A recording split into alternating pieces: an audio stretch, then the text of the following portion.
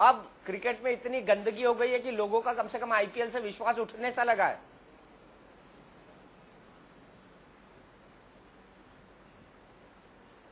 नहीं, इतनी जो गंदगी हुई है वो साफ होनी चाहिए। क्रिकेट से लोगों का विश्वास नहीं उठा, कोई एक दो लोगों के शामिल होने से कोई पूरी क्रिकेट खराब नहीं होगी है। अच्छे लोग हैं सब और अच्छा करेंगे आगे चल के। और जो अभी आप जैसे कह रहे थे चेन्नई का मैच खेलना चाहिए। हमारे दोषी जो खिलाड़ी हैं, जो दोषी जो लोग हैं, उनको सजा मिलनी चाहिए। इससे क्रिकेट प्रेमी का दुख जरूर पहुंचा, हमें भी बहुत दुख है कि इस खेल के अंदर इस तरीके के लोग आगे, उनको सजा मिलनी चाहिए, लेकिन सब लोग दोषी नहीं है। सब लोग दोषी नहीं है। गौस मोहम्मद साहब, आपको नहीं लगता कि चेन्नई सुपर किंग्स का मैच किन हालात में सस्पेंड होना चाहिए? क्या तभी जब गुरुनाथ मैयप्पन गिरफ्तार होते हैं? देखिए, ऐसा है कि जब उनपे जो आज कार्रवाई होगी, जैसा आपने कहा भी है, अगर कार्रवाई में उनको गिरफ्तार किया जाता है तो कम से कम कुछ समय के लिए ये मैच बिल्कुल सस्पेंड होना चाहिए, क्योंकि कोई भी खेल की भावना से बड़ा नहीं है।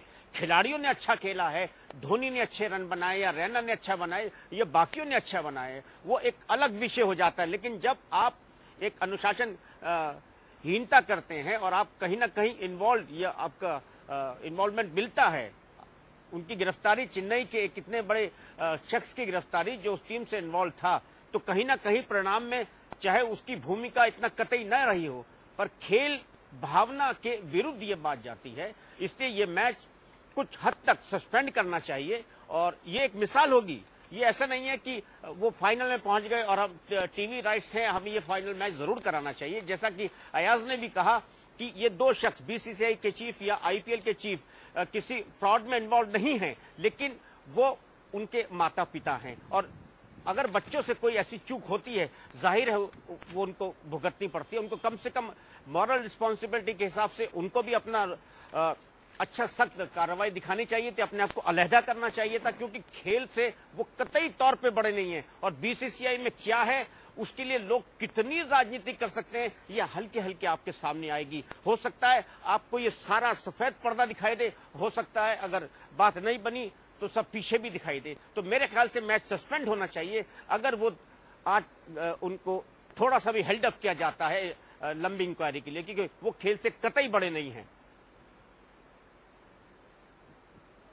खेल से कतई बड़े नहीं है, खेल से वाकई कोई बड़ा नहीं हो सकता। और इसी से हमने क्रिकेट से जुड़े पुराने प्रशासकों से जानने की कोशिश की कि आखिरकार श्रीनिवासन साहब को क्या करना चाहिए। अब से थोड़ी देर पहले हमने जयवंत लेले साहब से बात की, बड़ौदा में वरिष्ठ खेल प्रशासक रहे, और हमने उनसे जानने की कोशिश की कि लेले साहब की क्या राय है इस पूरे मसले के ऊपर। लेले साहब, क्या आपको नहीं लगता कि एन श्रीनिवासन साहब ने अपने फायदे के लिए क्रिकेट का बेड़ा गर्क कर दिया है? बोर्ड की ऑटोनॉमी और क्रिकेट की ऑटोनॉमी का इस्तेमाल उन्होंने अपने फायदे के लिए किया। जयवंत लेले साहब, क्या जवाब है आपका इस पर? ऐसा कुछ है नहीं। अगर कुछ है तो भी आप कुछ प्रूव कर सकते हैं क्या? कुछ प्रूव नहीं कर सकते। Just because he is the owner of the company which holds the IPL, that is the only reason. Franchise वो ओन करते हैं और क्रिकेट कंट्रोल बोर्ड के प्रेसिडेंट भी है, इसके लिए आपको उन पर शक है?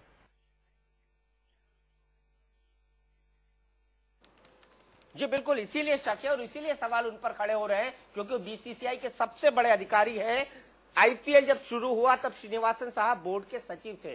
क्या आपको नहीं लगता कि ये पूरा का पूरा मसला कॉन्फ्लिक्ट ऑफ इंटरेस्ट वाला है? सचिव होते हुए भी उन्होंने टीम खरीद ली। भाई वो 2008 से वहां है और 2008 से आप ये सवाल 2013 में क्यों पूछ रहे हो? अगर आपको कोई प्रॉब्लम था तो 2008 9 साल क्यों बोलने का ना कि वो होना नहीं चाहिए उधर। अब 5 साल आपने उनको उधर थे और उनको अच्छा किया है, तो अभी ये साल में क्या तकलीफ है? चलिए, बड़े तेजी से बचाव कर रहे थे, बड़े आक्रामक मुद्रा में बचाव कर रहे थे जयवंत लेले साहब श्रीनिवासन साहब का, एन श्रीनिवासन का। अभी तक हमको खबर यही मिल रही है कि जो गुरुनाथ मयप्पन हैं वो धीरे धीरे क्राइम ब्रांच के दफ्तर की तरफ बढ़ रहे हैं। अभी तक कोई ऑफिशियल वर्ड नहीं आया है मुंबई में कि उनको हिरासत में लिया गया है, उनकी गिरफ्तारी हुई है या नहीं। इंतजार है पुलिस की पहली प्रतिक्रिया का कि गुरुनाथ मयप्पन को लेकर वो क्या करती है। लेकिन एन श्रीनिवासन साहब को इस पर भी राजनीति नजर आती है। एनसीपी ने क्यों उनसे इस्तीफे की मांग की, उसको लेकर उनके करीबी कई सारे तर्क गिना रहे हैं। पहले देखते हैं उनके तर्कों को और फिर एक त्रिपाठी जी से इस पर प्रतिक्रिया लेंगे।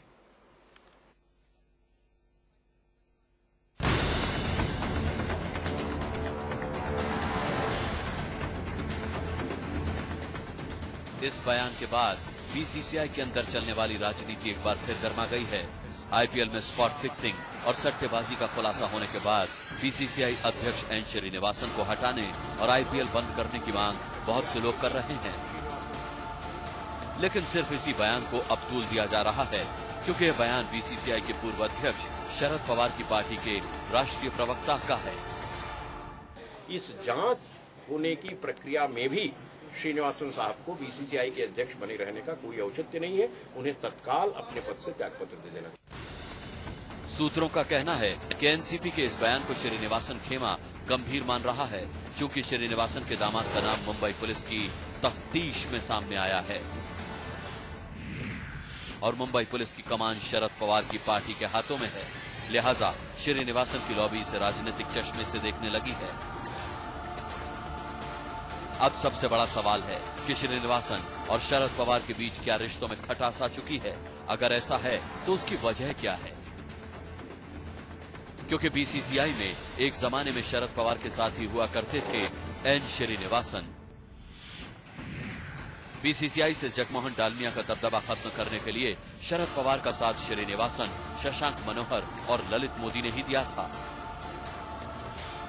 अब बदले हालात में बीसीसीआई के अंदर के सियासी समीकरण कितने बदल गए हैं इसका तो पता नहीं, लेकिन आईपीएल में अपने दामाद का नाम आने के बाद श्रीनिवासन जरूर बैकफुट पर नजर आ रहे हैं। शुक्रवार को इस मसले पर आईपीएल कमिश्नर राजीव शुक्ला और बीसीसीआई अनुशासन समिति के अध्यक्ष अरुण जेटली के बीच बैठक हुई। आज जो है श्री अरुण जेटली जो बीसीसीआई के वाइस प्रेसिडेंट हैं, बीसीसीआई की लीगल कमेटी के अध्यक्ष हैं, बीसीसीआई के अनुशासन समिति में है, वो और मैं दोनों लोग आज भारत के लॉ मिनिस्टर कपिल सिब्बल से मिले और उनसे अनुरोध किया कि मैच फिक्सिंग रोकने के लिए कड़ा से कड़ा कानून बनना चाहिए और तत्काल बनना चाहिए है। उनसे अनुरोध किया कि इसको बनाया जाए, संसद से उसको पास कराएं, ताकि मैच फिक्सिंग का जो ये मेनेस है इसको कैसे रोका जाए, क्योंकि न बीसीसीआई के हाथ में न किसी के हाथ में। सूत्रों का कहना है कि आईपीएल कमिश्नर ने बातचीत तो श्रीनिवासन से भी की, उन्हें हालात की गंभीरता भी बताई, लेकिन श्रीनिवासन अभी बीसीसीआई अध्यक्ष पद छोड़ने को राजी नहीं है। सूत्रों का कहना है कि अगर गुरुनाथ मयप्पन पुलिस के चक्कर में फंसते हैं तो श्रीनिवासन को मजबूरी में बीसीसीआई से इस्तीफा देना पड़ सकता है। इस संभावना के हिसाब से भी उन्होंने गोटियां फिट करनी शुरू कर दी हैं। ऐसी चर्चा है कि अगर श्रीनिवासन ने कुर्सी छोड़ी तो वो ये शर्त रख सकते हैं कि उनकी जगह उनकी पसंद के किसी शख्स को बीसीसीआई का अंतरिम अध्यक्ष बनाया जाए। Bureau report, India news. तो अगर शरद पवार साहब की पार्टी की तरफ से कोई प्रतिक्रिया आई है, महाराष्ट्र पुलिस इतनी कार्रवाई कर रही है, तो श्रीनिवासन साहब का कैंप इसको भी उसी चश्मे की तहत देख रहा है। सीधे चलते हैं डीपी त्रिपाठी जी के पास, एनसीपी के वरिष्ठ नेता, राज्यसभा के वरिष्ठ सांसद, वो महाराष्ट्र मामलों के भी प्रभारी हैं एनसीपी के। अगर ये कहा जाए तो भी गलत नहीं होगा, लंबे समय तक महाराष्ट्र की राजनीति को उन्होंने दिल्ली हाईकमान की तरफ से कंट्रोल किया है। क्या जब इस तरह के डिसीजंस लिए जाते हैं पुलिस की तरफ से, तो जो आरोप लगाने की कोशिश कर रहे हैं श्रीनिवासन साहब, क्या मुंबई पुलिस अपने आका लोगों से यानी आर.आर. पाटिल साहब से और आर.आर. पाटिल शरद पवार साहब से पूछते होंगे कि क्या हम इस ढंग की कार्रवाई करें? क्या ऐसा भी होता है एडमिनिस्ट्रेशन में डीपी त्रिपाठी जी?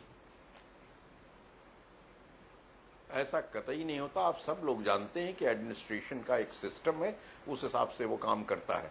क्या दिल्ली पुलिस ने कोई ऊपर किसी से पूछा था, किसी राजनेता से पूछा था इसकी जांच करने के लिए? उनको जब पता लगा उन्होंने जांच की। इसके लिए हमें जांच एजेंसियों को और पुलिस को धन्यवाद देना चाहिए कि अच्छा काम किया। आमतौर पे पुलिस की आलोचना होती है गलत काम करने के लिए। अब जब वो अच्छा काम कर रहे हैं तब भी हमें कहने को तैयार नहीं कि जैसे किसी के कहने पर ये हो रहा है, वो हो रहा है। इस तरह हमारा सिस्टम काम नहीं करता है। और इसमें अदालतें हैं, प्रशासन है, जांच एजेंसियां हैं। आप देख रहे हैं कि किस तरह अदालत में तमाम जांच एजेंसियों ने अपनी अपनी रिपोर्ट रखी है और अदालतों के अनुसार आचरण किया है। तो इसलिए ये सब सवाल उठाना बिल्कुल गलत है और हमें इन जांच एजेंसियों को जांच करने देना चाहिए। जो भी नतीजा आएगा उस पर कानून अपना काम करेगा, अपने हिसाब से कार्रवाई करेगा। कम से कम इतना धैर्य रखना और बिल्कुल इतना प्रतीक्षा करना कानून के राज में जरूरी है। तुरंत निष्कर्ष पर नहीं पहुंच जाना चाहिए। बिल्कुल प्रतीक्षा करना जरूरी है, तुरंत निष्कर्ष पर नहीं पहुंच जाना चाहिए, ये कहना है डीपी त्रिपाठी साहब का। गौस मोहम्मद साहब, सबसे बड़ा सवाल यहां पर खड़ा होता है, क्या आपको नहीं लगता कि अब क्रिकेट की एक बड़ी ओवरहॉलिंग की जरूरत है? वर्तमान के हालात को देखते हुए क्रिकेट एडमिनिस्ट्रेशन की पूरी ओवरहॉलिंग की जरूरत है। जरूरी है, क्योंकि जो गलतियां हुई हैं और भयंकर गलतियां शायद पिछले काफी समय से चल रहा होगा, सामने अब आया है, वो मैनेजमेंट की वजह से हुई है। क्योंकि मैनेजमेंट अगर घमंड से काम करेगा, बहुत ज्यादा प्राउडी होकर काम करेगा, आपने बीच में देखा होगा चाहे कुछ सीनियर क्रिकेटरों के साथ जिस तरह से जिन्होंने देश के लिए बहुत अच्छा किया, लेकिन अचानक अगर वो थोड़ा सा अपनी फॉर्म से हिलते हैं, जो उनके साथ सलूक किया गया वो अच्छा नहीं था।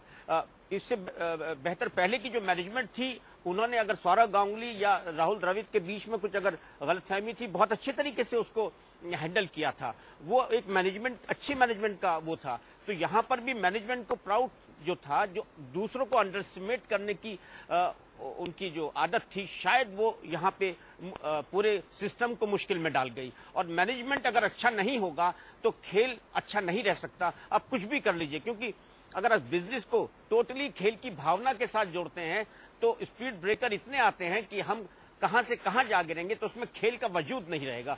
यहाँ पे हमें खेल का वजूद जिंदा रखने के लिए मैनेजमेंट को कुर्बानी दे तो कोई नहीं, लेकिन अगर आप खेल का वजूद मैनेजमेंट के रुतबे को बढ़ाने के लिए खेल के रुतबे को तबाह करें, वो गलत है। क्योंकि खेल के रुतबे के लिए जरूरी है कि जो आपने कहा ओवरऑलिंग जरूरी है। मैनेजमेंट के लोग अगर खेल पर हावी होने लगे तो क्या होगा? शर्मा साहब, चाहे वो मैनेजमेंट के लोग हों, चाहे वो पॉलिटिक्स के लोग हों। श्रीनिवासन साहब क्रिकेट मैनेजमेंट के थे, उन्होंने टीम खरीद ली। इकबाल साहब, जो सवाल यहां पर खड़ा होता है बड़ा, वो ये कि क्रिकेट के मैनेजमेंट से जुड़े लोग अगर टीम खरीदने लगे या नेता अगर क्रिकेट बॉडी चलाने लगे, आपके यहाँ सीपी जोशी साहब जो कि रेल मंत्री हैं, वो अध्यक्ष हैं। जम्मू कश्मीर में देखा जाए फारूक अब्दुल्ला साहब, गुजरात में देखा जाए नरेंद्र मोदी, छत्तीसगढ़ में देखा जाए रमन सिंह, आईसीसी में देखा जाए शरद पवार साहब, अरुण जेटली साहब, बीजेपी की तरफ से देखा जाए अनुराग ठाकुर, राजीव शुक्ला जी, ये तमाम ऑल पार्टी पूरा का पूरा डेलीगेशन बीसीसीआई के अंदर और आईसीसी के अंदर पड़ा हुआ है। क्यों मोह रहता है नेताओं को इन पदों से?